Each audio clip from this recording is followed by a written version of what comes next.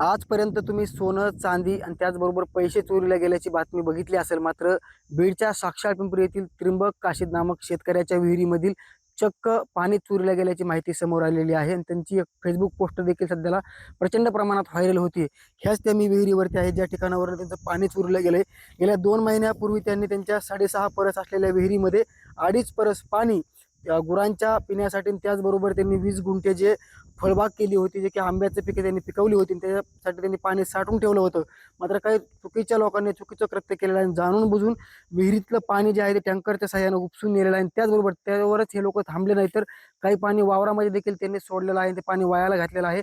चक्क या शेतकऱ्यांचा संताप अनावर झालेला आहे. माझ्यासोबत त्या मावशी आहेत बोलण्यासाठी. मावशी, काय झालं होतं, नेमकी काय घटना घडलेली? पाणी नेलं, आम्ही आलो नाही, 2-4 दिवस आलो नाहीत घरी. पाणीच होतं. मग हे म्हणलं आलो तर आज रविवारी आलो तर 11 वाजता मोटर चालू करायला हे गेले, तिथं ओलं झालेलं. म्हणलं जाऊन बघा, मोटर चालू करा. हे आले तर थोडं पण पाणी नाही विहिरीत. सारं पाणीचे चिमणीला पिन म्हणून पाणी नाही राहिलं त्यात. कसलं सर हे झालं. आता कुणी काय केलं आणि कुणासंग आमचं काही दुश्मन दावा नाही, कुणासंग काही नाही.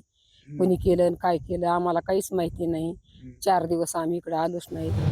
आता काय पाणी कशासाठी ठेवलं होतं, काय आणि ठेवलं होतं नेमकी? आंब्याची झाडं लावलेले तर आमचे गेल्या वर्षी 4-5 झाडं असे मोठे मोठे फळं आलेले झाडं वायाला गेलेले. तर म्हणून आम्ही झाडामुळं पाणी राखून ठेवलंय. मागचं पीक नाही घेतलं, काही नाही. म्हणलं आपलं पाणी ठेवलेलं आपलं कवा बी आपल्या जनावराला फायद्यात होईन. आम्ही घरी पाणी विकत घेतो प्यायला, 8 दिवसाला 4 दिवसाला.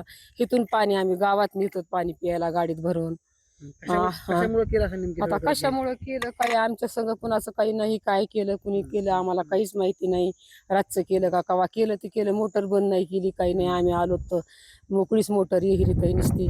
रातचं केलं का कवा आम्हाला काहीच माहिती नाही. कशामुळे केलं कुणासंग आमचं काही वाईट नाही, कुणासंग काही असं कुदसमानदावी नाही, कुणासंग असं समजायला आम्ही हे परखमन केलं, जाणून बुजून केलं का आमचे झाडं जळावं म्हणून केलं का काय केलं ते आम्हाला.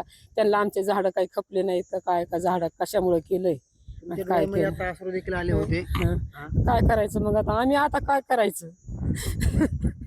रडू नका मावशी, कसं असतं, एक गोष्ट घडलेली आहे. मात्र काय तुमचा मुलगा देखील बाहेर शिकतोय, गैरफायदा घेतला कोणतरी याचा? आमचा मुलगा नाही तर काही नाही, तरी गैरफायदा पाहिजे. त्याला वाटलं ह्यांचं कोण काय करते. आमच्या मालकाला लेचाला येत नाही, काही नाही. आपलं आम्ही घेतो तर आपल्या बैलगाडीने करतो शेती आपली. कस तरी चाललंय. मुलगा बाहेर आहे, कुणाला खपलं नाही, कुणाला काही नाही झालं काय नाही.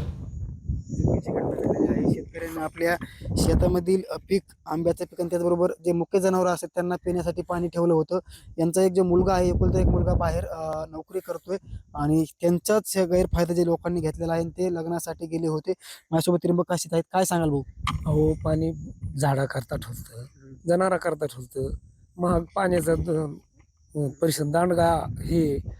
तर गेल्या वर्षी पाणी आम्हाला पुरत होतं, विकत पाणी घेत. म्हणजे यंदा 2-2.5 परस येरीत राखून पाणी ठेवलं.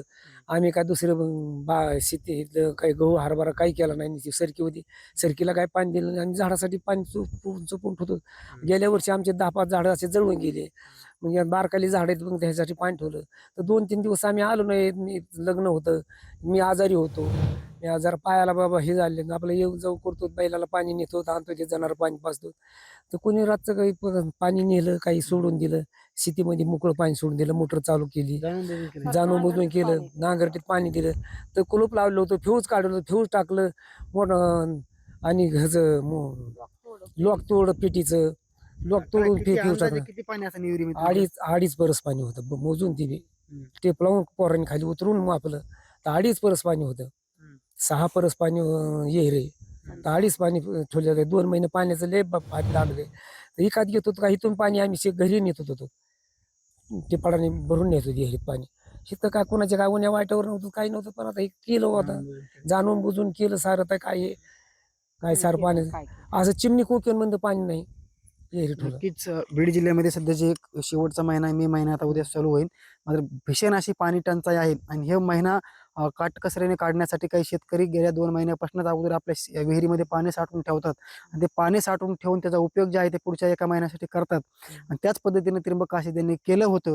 मात्र कोणाला काहीतरी खपलं नाही म्हणावं असं देखील ते म्हणतात आणि जाणून बुजून कोणीतरी हा खोडसाळपणा केल्याचं देखील त्यांनी स्पष्टपणे सांगितलेलं आहे. मात्र हे जरी करत असताना त्यांनी एक विचार करायला पाहिजे होता.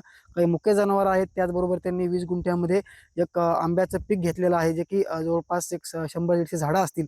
ते जगवण्यासाठी त्यांनी हे काम केलं होतं. मात्र कोणतरी जाणून बुजून पाणी तर घेऊनच गेले, मात्र ते काही पाणी जे आहे ते वायाला देखील शेतामध्ये घातल्याचा त्यांनी आरोप केलेला आहे आणि आम्हाला न्याय मिळावा अशी त्र्यंबक काशीद यांनी मागणी केलेली आहे. नक्कीच नेमकी चोर कोण आहे आणि त्याच्यावरती कारवाई होती का हे देखील पाहणं महत्त्वाचं असणार आहे. मुंबई तकसाठी योगेश काशीद, साक्षर पिंपरी, बीड.